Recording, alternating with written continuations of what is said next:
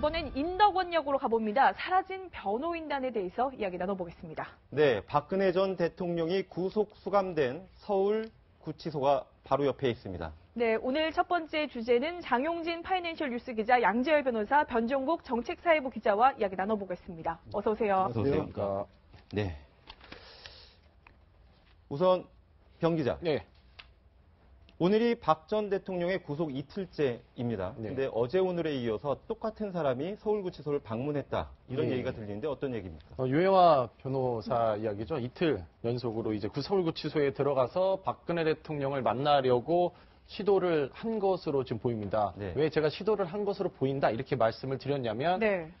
접견을 하러 간 것인데 10분 남짓 있다가 바로 나왔어요. 그래서 사람들이 아니 접견을 하러 가면 좀 오래 있으면 오래 있었지 왜 이렇게 금방 나왔을까라고 지금 의구심을 가지고 있는 상황인데 잠깐 이제 구치소 얘기를 좀 드리면 주말이지 않습니까? 오늘 네. 토요일. 주말에는 원칙상 일반 접견밖에 되지 않습니다. 변호사 접견을 할 수가 없는 상황입니다. 네. 일반 접견이라는 것은 뭐 가족이나 그리고 이제 변호사도 가능하고요. 하는데 한 10분 정도 남짓 유리벽 우리 영화 같은 데서 많이 나오지 않습니까? 네. 유리벽을 앞에 두고 이야기하는 10분 남짓 이야기하는 일반 면접만 가능한 건데 일반 면회를 한 것으로 지금 보입니다. 구체적으로 대통령과 만났는지는 알려지지 않은 상황이지만 확실한 것은 8권의 책을 넣었다까지는 네. 지금 확인이 된 거거든요. 8권이요? 예, 8권의 책입니다. 그게 어떤 책인지는 또 모릅니다. 어떤 책이고 어떤 내용인지는 모릅니다만 8권의 책을 유영하 변호사가 가지고 와서 넣었고 그러나 박 전 대통령과 만났는지 여부는 아직 확인이 되지 않고 있습니다. 네. 그런데 양재열 변호사님, 그 박근혜 전 대통령을 변호하는 변호사들이 유영하 변호사만 있는 게 아니거든요. 근데 왜 자꾸 유영하 변호사만 노출이 되는 건지 다른 변호사들은 다 손뗀 건지 좀 궁금해요. 글쎄, 그 부분은 저도 확인은 사실 안 됩니다. 근데 지적하신 것처럼 이제 검찰 수사 과정에서도 9명의 선임계를 냈었거든요. 그리고 대표적으로 손봉구 변호사 같은 경우는 이제 언론 홍보, 그러니까 대외의 어떤 활동 같은 걸 전담을 했었기 때문에 분명히 뭔가 메시지가 나올 법한데 특별한 얘기는 없어요. 뭐 일부 변호사들 같은 경우 검찰 수사 과정에서는 이제 인터넷 언론과의 인터뷰 같은 걸 통해서 강한 불만 같은 걸 표출하기도 했었는데 그래서 조심스럽게 나오는 얘기가 결국 이제 유영하 변호사와 나머지 분들과 좀 결을 달리할 수도 있는 게 아니냐라는 얘기도 나오고 또 한편으로는 이제 영장이 당장 발부가 되고 나면 한번 이 사건을 다 복귀하는 과정을 저희들이 거치거든요. 네. 그러니까 결과가 제대로 안 나왔을 경우에 대응 전략을 짜기 위해서 또 조용히 있을 그럴 가능성도 배제는 못하죠. 네. 어쨌든 변호인들 한 말씀 드리면 유영하 변호사는 검찰 조사 단계 그 탄핵 전, 그 탄핵 후에 검찰 조사 단계 때는 주무 변호사가 유영하 변호사였어요. 그런데 탄핵 소추 발의가 되고 탄핵 심판 과정에서 유영하 변호사는 뒤로 싹 빠져 있거든요. 네. 그때는 다른 변호인단, 대통령 변호인단이 따로 꾸려져서 유영하 변호사는 그때 살짝 빠졌다가 어쨌거나 지금도 검찰 수사의 하나의 결이고 하나의 과정이기 때문에 유영하 변호사가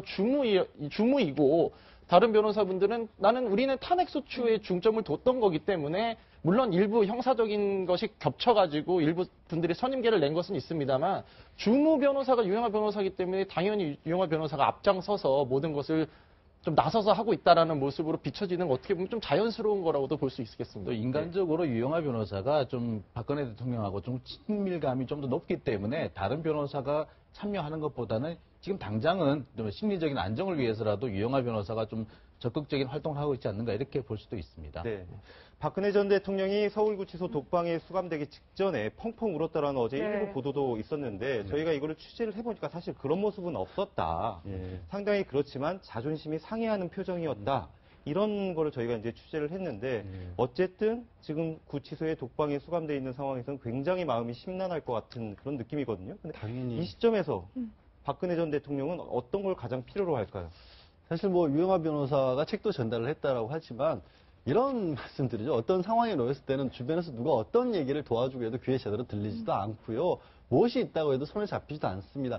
다만 이제 우리 흔히 말로 이제 심리학용어로 쾌락적이라는 표현을 쓰는데 아무리 좋은 일이 벌어져도 시간이 금방 지나면 금방 또 평상시의 상태로 돌아가는 것처럼 동일한 상황이 구치소가 됐든 아니면 교도소가 됐든 수감된 수감자들에게 굉장히 빨리 나타납니다. 보통 같은 경우 뭐 보름 정도면 적응이 된다고도 하는데 지금 필요한 건 사실 적응이죠. 네. 뭐 3.2평 정도 되는 독방이 배정이 됐다라고 하지만 3.2평이라는 게 우리 흔히 뭐 고시원 정도 방 네. 조금 큰 그런 정도거든요. 굉장히 처음 입장에서는 이렇게 부족할 수밖에 없고 단독적으로 있기 때문에 오히려 더 다른 사람과 대화도 할 수 없기 때문에 더 힘든 시간일 텐데 적응하는 그 시간이 제일 필요하겠네요. 그럼. 네. 네. 자, 박근혜 전 대통령의 동생 박지만 이지 회장. 사실 박 전 대통령 구속 직전에 삼성동 집을 찾아가서 남매가 눈물을 흘렸다 이런 보도도 있었는데 변종국 기자. 예. 근데 이제 박지만 회장이 누나를 이제 내가 모시겠다 이런 얘기를 했잖아요. 예, 그렇죠. 또 부인이 서양이 변호사예요. 변호사기도 하고. 예. 그래서 박지만 회장이 이제 변호인단도 교체를 하면서 직접 이제 박근혜 전 대통령을 챙기는 것 아니냐라는 지금 뭐 이야기도 나오는데 좀 신빙성이 있습니까? 그 챙기는 모습은 맞는 거죠. 이제 구속 네. 심사를 앞두고 실질 심사를 앞두고 이제 삼성동 자택도 방문을 했고 그다음에 지금 한간에 나오는 말은 변호사들을 재정비한다라는 지금 이런 언론 보도가 많이 나가고 있는데 저희가 취재를 해본 결과 재정비라는 게 모든 변호사들을 한 번에 다 갈 수는 없습니다. 이게 네. 이거 간다는 건 말이 좀 안 되는 거고 대신 보강은 할 수가 있겠죠. 추가적으로 이제 그 서영희 변호사도 변호사고 법조계에 있으니까 뭐 다른 변호사들을 보강해서 이렇게 추가적인 대응을 논의한다는 취지의 이제 재정비는 있을 수가 있어도 뭐 갑자기 변호인단을 다 완전 바꾼다 이거는 사실 말이 안 되는 거고요. 그래서 보강한다는 차원에서의 재정비는 지금 많은 언론인들 사이에서도 좀 가능성이 꽤 있는 얘기다라고 네. 지금 전망을 하고 있습니다. 이 박지만 회장의 측근은 이런 말을 전하고 있습니다. 박 회장은 그간 변호인단의 대응과 변론 내용에 답답하고 불안감을 느끼고 있다. 저런 말 때문에라도 박지만 회장이 박근혜 전 대통령의 변호인단을 좀 재정비하려고 하는 그런 관측이 조금 더 설득력이 있어 보인다라는 이런 얘기가 나오고 있거든요. 네, 두 가지 얘기를 좀 들 수 있을 것 같아요. 일단 이 변호인단이 그동안 뭐 탄핵 심판이라든지 또 이렇게 구속영장 실질심사의 과정에서 제대로 대응하지 못했고 너무 돌출적인 대응을 한 데다가 감정적이고 정치적인 대응을 하는 바람에 오히려 이 사건을 망치고 말았다. 진행을 더 더 사태를 더 악화시켰다라는 지적이 많이 나왔습니다. 그다음에 이 변호인단 내부에서도 알력이 있다. 이런 지적도 있어요. 그러니까 유영하 변호사가 너무 그 독선적으로 활동하는 데다가 대통령과의 독대를 자신이 독점하면서 분명히 변호인단끼리 세워둔 어떤 전략이 있었는데 독대만 하고 오면 뒤집어진다. 뭐 이런 얘기들이 많았단 말입니다. 그러니까 이 마치 이제 박근혜 대통령이 청와대에 있을 때랑 비슷한 상황이 계속 벌어지고 있는 건데 이 부분에 대해서 이 변호인단들 내부에서도 불만이 계속 터져 나왔다는 거예요. 이런 부분을 바로잡기 위해서라도 아무래도 좀 변호인단의 교체라든지 재정비가 좀 필요하지 않겠느냐라는 의견은 많이 있고요.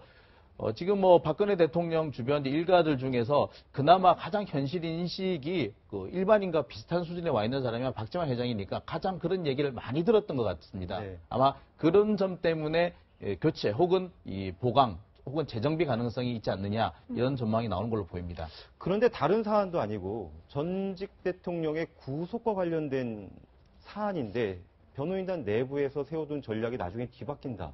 이게 현실성이 있는 얘기일까요? 그러니까 그게 저도 이제 참 이해가 잘 가지 않는 부분이고 지적하신 부분이 어떤 거냐면 사실 뭐 헌재 탄핵 심판 때도 그랬고 지금 사건이 터진 이후로 검찰 수사까지도 거의 일괄적으로 부인하는 거 외에는 딱히 전략이 없었지 않습니까? 그리고 이게 정치적인 어떤 자신이 억울함을 당했다 이런 것들을 호소를 하다 보니까 왜 법정에서 법리를 치열하게 다투는 게 아니라 자꾸 저런 목소리들만 흘러나올까? 네. 결국에는 그 부분이 첫 번째로는 변호인단에서도 이런 부분들을 박 전 대통령에게 상황의 위중함이라든가 법적으로 뭐가 문제가 되는지를 정확하게 설득하지 못했다라는 생각을 해볼 수가 있고요. 두 번째로는 변호인단의 노력을 했는데 박 전 대통령이 어떤 그동안에 보여줬던 성격이랄까 이런 부분이 다른 사람들의 어떤 추원이나 이런 것들을 잘 안 받아들이기로 좀 정평이 나 있지 않습니까? 혹시 그런 부분들이 지금까지도 유지가 된 게 아니냐. 그래서 거기에 딱 맞아 떨어지게 호응을 해주는 사람은 유영하 변호사밖에 없었기 때문에 결국 유영하 변호사가 전체적으로 모든 걸 다 이끌어가는 그런 모양이 될 수밖에 없고 다른 변호사들 입장에서는 이건 아닌데 이런 부분은 최소한 인정을 하고 가고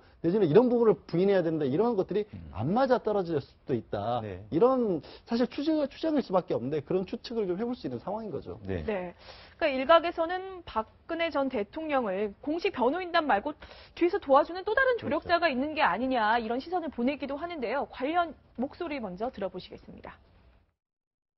도와달라고 같이 하자고 얘기하신 건가요? 도와달라고 했고 네. 벌써 이미 돕고 있어요. 헌법재판소 심판이나 특검 수사에서도 최재경 전 민정수석이 그 바깥으로 나오긴 했지만 많은 도움을 드리고 있었다고 저희가 이해하면 될까요? 그렇죠. 예. 네, 최재경 전 민정수석이 뒤에서 이렇게 도움을 주고 있다라는 말을 하긴 했지만 네. 사실 저 보도가 나오고 난 이후에 최재경 전 민정수석은 이 사안과 선을 그었습니다. 네.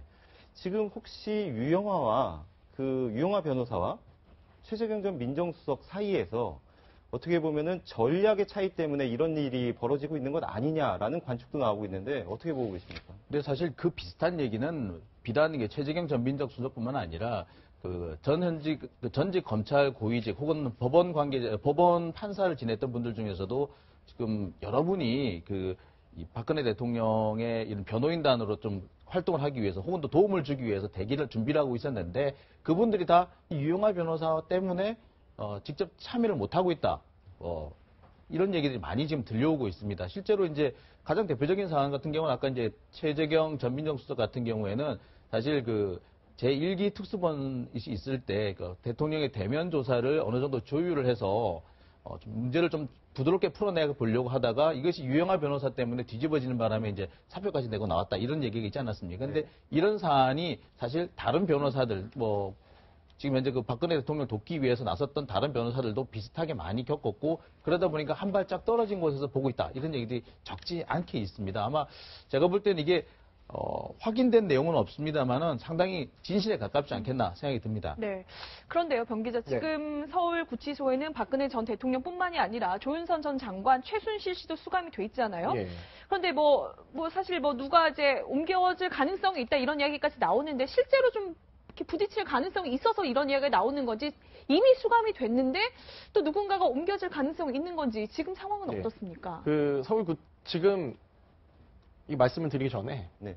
지금 상황에서 가장 힘들 것 같은 사람을 꼽으라면 지금 아마 서울구치소장이 아닐까. 네. 지금 거의 최순실 씨, 조윤선 전 네. 장관 다 있지 않습니까? 네. 박 전 대통령까지 가 있고 최순실 씨가 등장할 때 여기 가슴에 보면 그 수임 번호 옆에 나라고 써 있는 게 있습니다. 나. 네. 숫자 나. 이게 이제 공범이 있다라는 뜻이거든요. 아. 네. 그러니까 거기에 보면은 다 하나같이 있어서 얼마나 예민하겠습니까? 지금 혹시나 마주쳤을 때 수감자들이 혹시 나와서 저 세 명이 같이 있는 장면을 목격했다라는 언론 보도 하나만 나와도 아마 구치소장은 정말 너무 예민하게 반응을 할 텐데 아마 네. 물론 변호사 접견하는 과정에서 이게 만날 가능성은 있지만 저희가 취재본 바로는 절대 돌아다니면서 만날 가능성은 없다. 아, 예, 거기에 대해서 운동도 서로 하고 듣더라고요. 이러는데, 네. 아까 말씀하신 대로 양재열 변호사 말대로 분리가 돼 있고 지금 독방 안에서 적응하기도 힘든 그 박 전 대통령이 나와서 운동을 하는 것은 저희가 상상하기가 좀 힘든 네네. 상황인 것 운동 시간도 따로. 네. 같아요. 양 변호사님은 변호사시니까 네. 서울구치소에 이제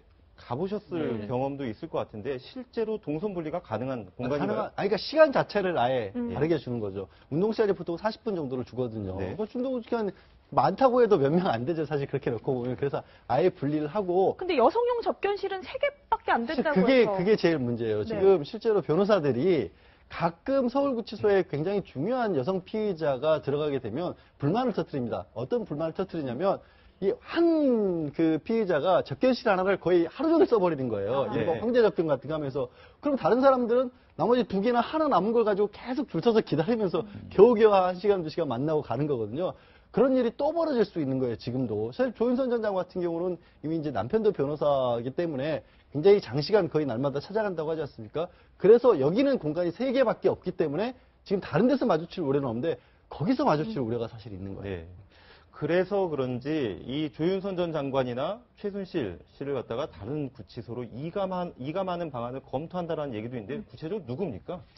누가 이감될지는 아직까지 나오지 않았고요. 아마 정해졌더라도 지금 현재는 공개되기가 어려울 것으로 보입니다. 네. 만약 이감을 한다면은 최순실 씨가 될 가능성이 가장 높습니다. 예. 왜냐하면은 사실 조윤선 장관 같은 경우는 물론 중요한 사건으로 기소가 되긴 했지만은 현재로서는 전체적인 사건의 그 규모상 볼 때 그 역할이 사실 최순실 씨 보다는 한참 못 미치는 것으로 보이거든요. 따라서 접견을 가장 막아야 될 사람은 박근혜 전 대통령과 최순실 씨일 것으로 보이기 때문에 아마 최순실 씨일 가능성이 가장 높아 보입니다. 네. 그런데 일각에서는 만약에 같은 시간대 검찰이 소환되면 호송차 안에서 마주칠 수도 있지 않냐라는 이야기를 하지만 네. 박근혜 전 대통령의 수사는 뭐 검찰이 출장 수사를 할 수도 있다 뭐 예, 이런 이야기도 그렇습니다. 나오더라고요. 지금 원래 보통 검찰청으로 이렇게 불려와서 조사를 받기 마련인데 그 전직 대통령에 대한 예우 차원일 수도 있고 혹시 있을 수 있는 그런 문제가 있을 수도 있으니까 직접 가서 하는 방안이 뭐 유력하게 좀 거론이 되고 있는데 어떤 조사 방법을 쓸지는 아마 검찰이 공식적으로 밝힐 것으로 지금 보이고 최순실 씨가 지금 일반 면회가 가능하게 됐습니다. 네. 드디어 이제 원래 그때까지는 특히 최순실 씨의 최측근인 비서 한 명이 수사에 협조적이지가 않아서 그 사람이랑 같이 입을 맞출 가능성이 있다, 즉 증거인멸 가능성이 있다라는 말 때문에 일반 면회가 금지됐다가 그 비서가 재판에 한번 출석한 이후에 재판장이 증거인멸 가능성이 없어졌다고 봐도 무방하다 해서 이제 일반 면접이 가능해졌거든요. 근데 누가 뭐 면회를 갈지는 모르겠습니다만 그 대통령과 박 전 대통령과 최순실 씨가 한 곳에서 만나는 이거는 정말 국민 여론이 가만히 안 있을 거기 때문에 구치소 관계자나 검찰도 굉장히 주의하는 부분일 겁니다. 네.